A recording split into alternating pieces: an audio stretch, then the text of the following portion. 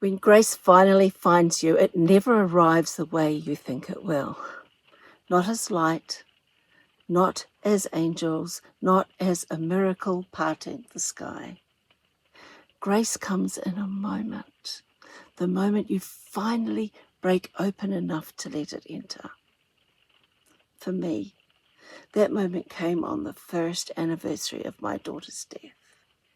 It was the early hours of the morning, that hollow place between night and dawn, where grief echoes the loudest. I was lying in bed, crying from a depth inside me I didn't know a human body could hold. I felt like a wound with skin around it. I felt like a mother who had been erased.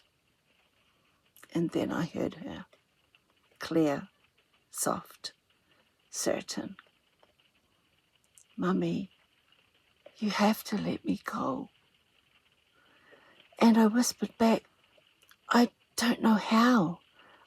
I can't. Because she was my only child. She was the future I had already loved. But she said it again, gentle but unwavering. Mummy, you must. And the truth is, I wasn't releasing her for myself. I was releasing her so I wouldn't hold her back from wherever she was going next. And in the moment I finally, fully let her go, I expected to fall into a deeper darkness. But that isn't what happened. The instant I released her, in the very breath after surrender, I was filled with something else. A warmth, a presence, a soft golden flooding of love that poured into every cell. It filled my heart and filled my body from there. It rose from inside like honey from the bones. Some call it divine grace. Some call it the nectar. Some call it the elixir that only appears when you stop fighting your own grief. All I know is this: one moment I was hollow, and the next I was home. Grace arrived in the exact space where I had opened, not before the breaking, not instead of the breaking, but through the breaking. And I want you to hear this. Grace is not earned. Grace is allowed. Years later, when Sue died, there was another kind of cracking, but it was nothing like before. It wasn't victimhood. It wasn't clinging. It wasn't a wound I wore like a banner. It was a void, a profound, horizon-wide emptiness that stripped me down to bone and breath. A kind of silence that felt older than time. A grief that rearranged the architecture of my life from the inside out. Losing a child breaks one part of you. Losing the woman you built a life with breaks another. They're not comparable. They are different blueprints, different futures, different forms of love, different forms of loss.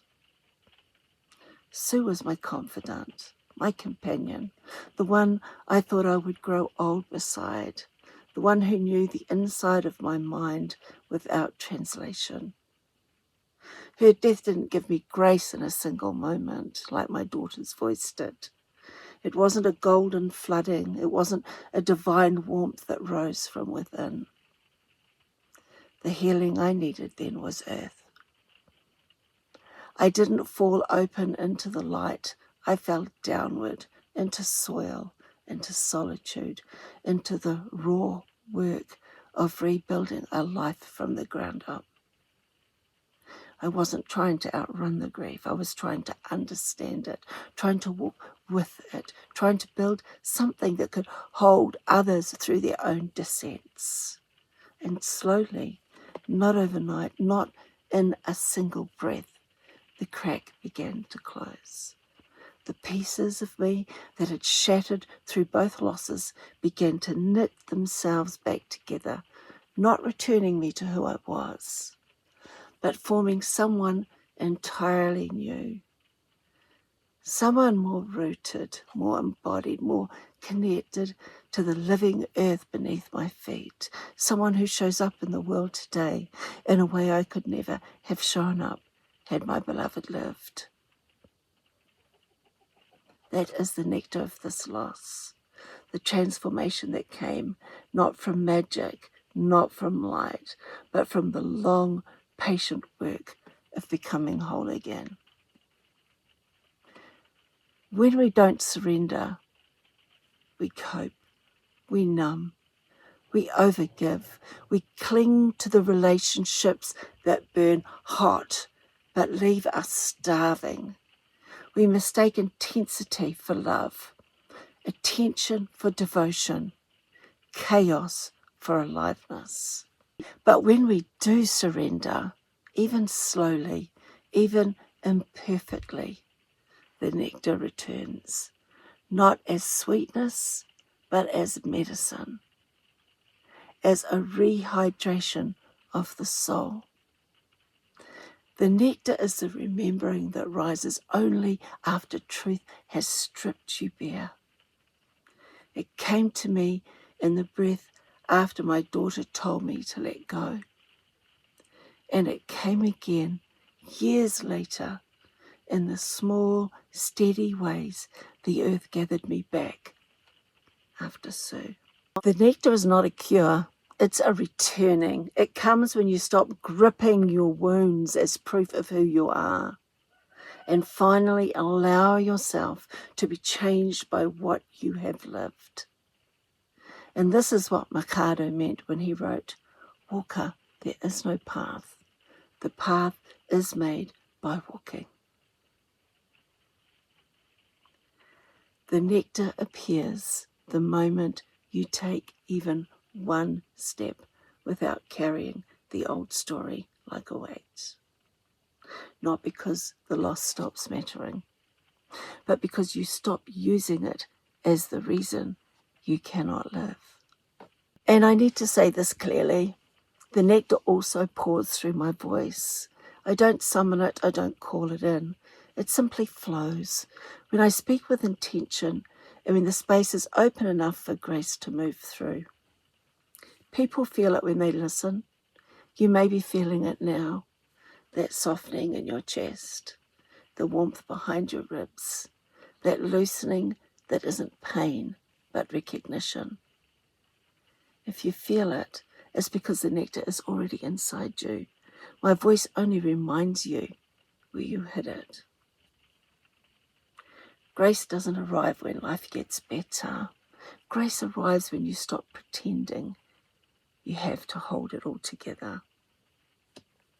The nectar comes when you surrender the fight to be unbroken.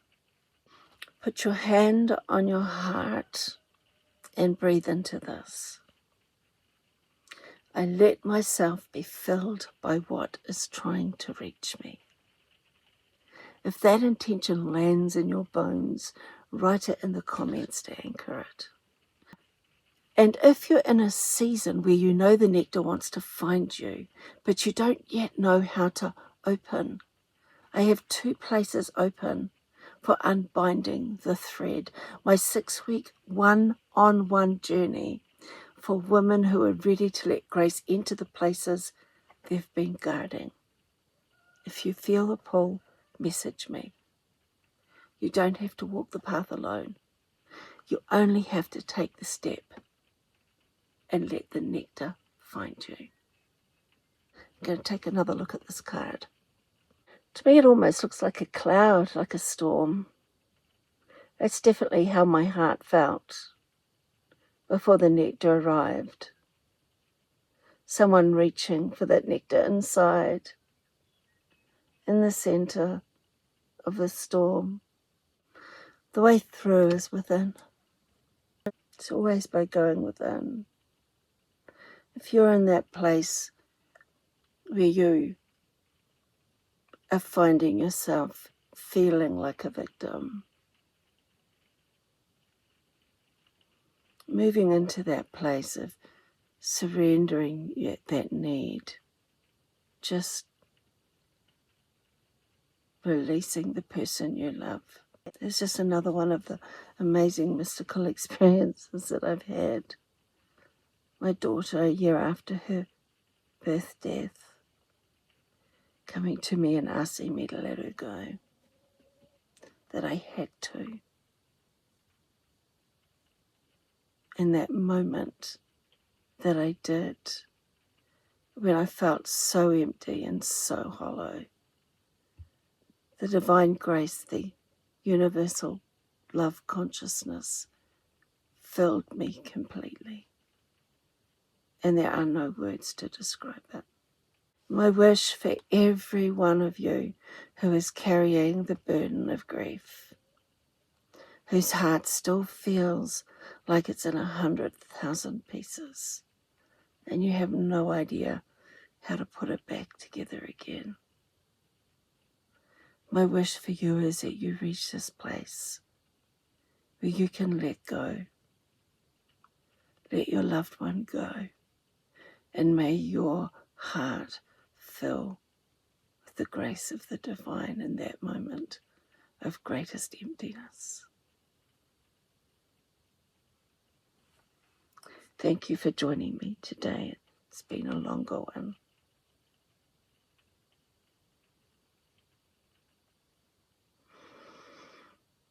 May you really feel the nectar within you as you walk through your day today. Have a beautiful, blessed day. I'll be back again tomorrow with another daily sacred soul message. Until then, Shlama.